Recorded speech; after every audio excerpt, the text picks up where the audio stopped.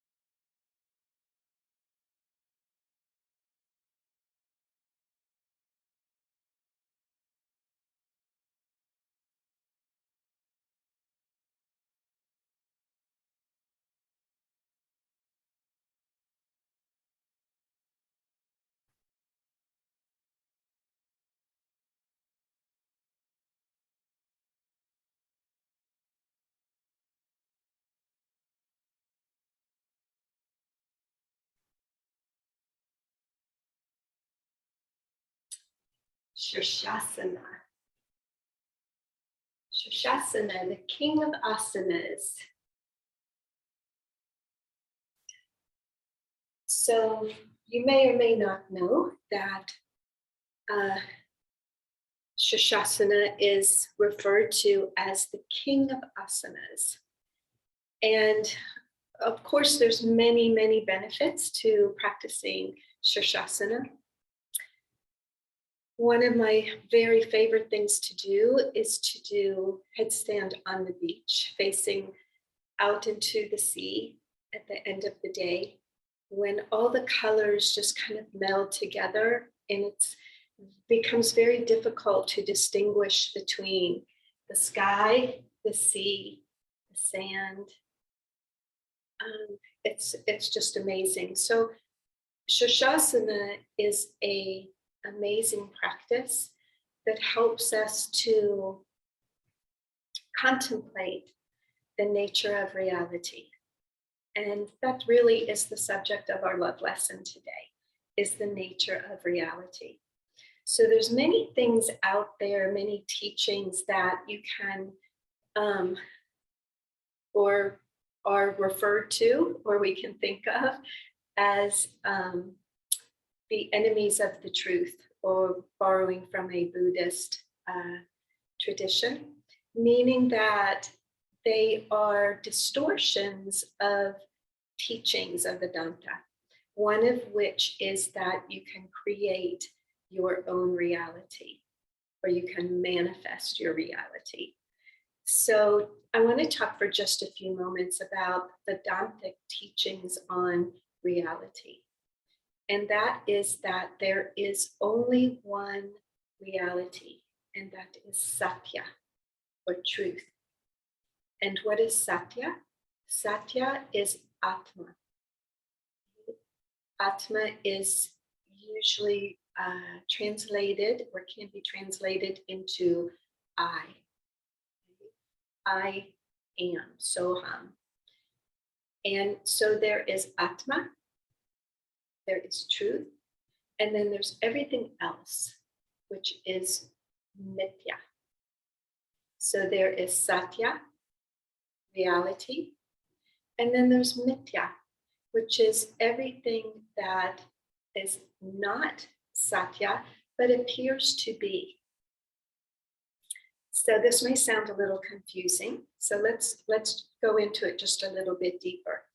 So there are things that are not real, and we know they're not real, such as antlers on a rabbit or horns on a horse.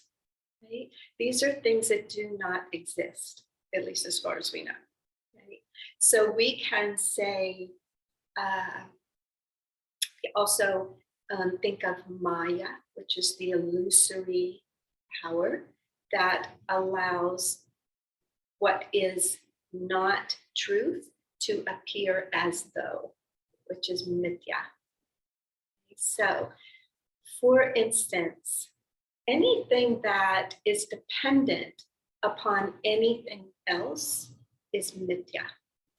So there is a couple examples that are used quite often in our guru's explanations or commentaries of Vedanta, one of which is a flower. And Swami Vishnu Devananda used this example, Swami Dayananda used this example, and I'm going to use it now for you. So if you think of a flower appears to be real. It appears as Satya. Right? So we have an object and we give it a name, flower. However, if you take the flower and you remove a petal, right? A flower has petals. So if you remove a petal from the flower, is it still a flower? Yes. Is the petal a flower? No, the petal is a petal. It's not flower, right? So if you take the flower and you continue and you remove the petals, right, and you go deeper into the stamen and the pollen and all of the constituents, the pieces of the flower, and you take the flower apart, where did the flower go? Does the flower still exist? Is there a flower or is there not a flower? The flower is dependent upon other things or other pieces. Right? So therefore, the flower is Mithya. Right? Same thing with the petal. We may take the petal and think now we have a petal. Is the petal Satya or Mithya? We may think the petal is Satya, but we know if you go deep into the petal, you can put it under a microscope and you see that it is also made up of many other things, many other pieces. So the things that are dependent upon something else is Mithya. You could also think of your body, right? So we hear a lot of times in yoga class the teachings that you are not this body, you are not this mind. Right? So if you're not this body, you are not this mind, what are you? Right? You are Atma. So it goes for the body. We know if we take this body and we cut our fingernail, right? We take a piece, you can literally take a piece of the body away. And so therefore the body is made up of or dependent upon all these other things that make up the body. So same thing for the body, the mind, manas, right? The indriyas or the senses, the intellect, buddhi, right? And even ahankara, the sense of self. These are all dependent upon something else to exist. So Satya is Atman, which is the one reality. And everything else that appears to exist is Mithya. So when we say that we have the ability to create our reality, there's a couple of things that are problematic about that. One is that you are proclaiming or assuming that your reality is different from another's reality. So you can create your own reality as though you have a separate reality than anyone else's. And there's only one reality. There's only one Atma. There's only one existence. So Atma is existence, knowledge, and bliss absolute, with nothing else dependent upon it. So can you create reality? No, reality is not created. Reality just is. Now, do you have an effect on your perception or your experience of this Mithya or Maya? Yes, you do. It's called karma.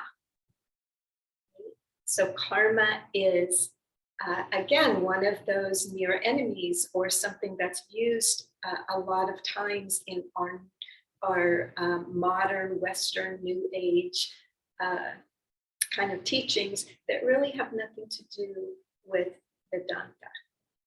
Okay, so karma doesn't mean what goes around comes around. Karma's a bitch, or karma is there to punish you. Karma is just action and reaction. That is it. It's action and reaction. So if you want to,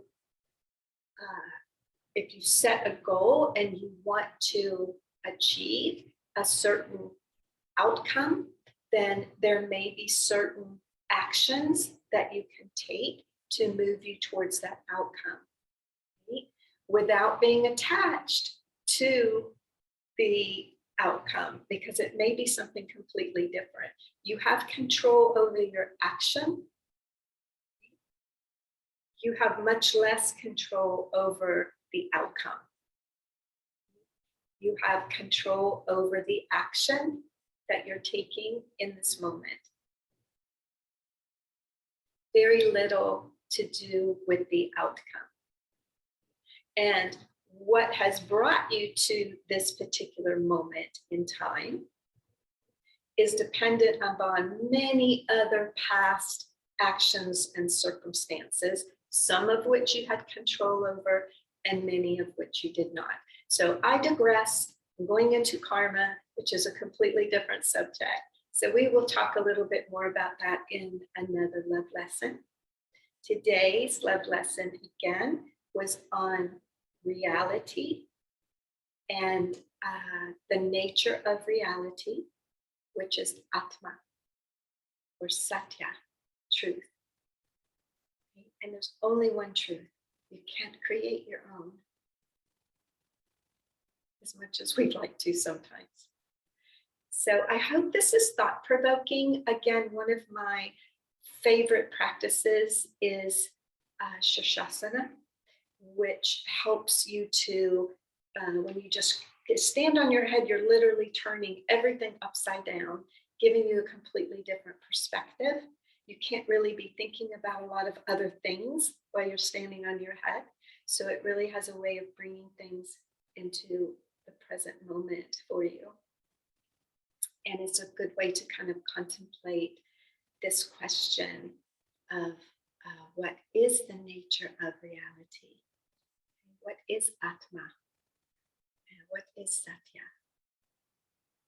So we'll talk more about it another love lesson. I hope this, I hope you enjoyed this and it was helpful to you.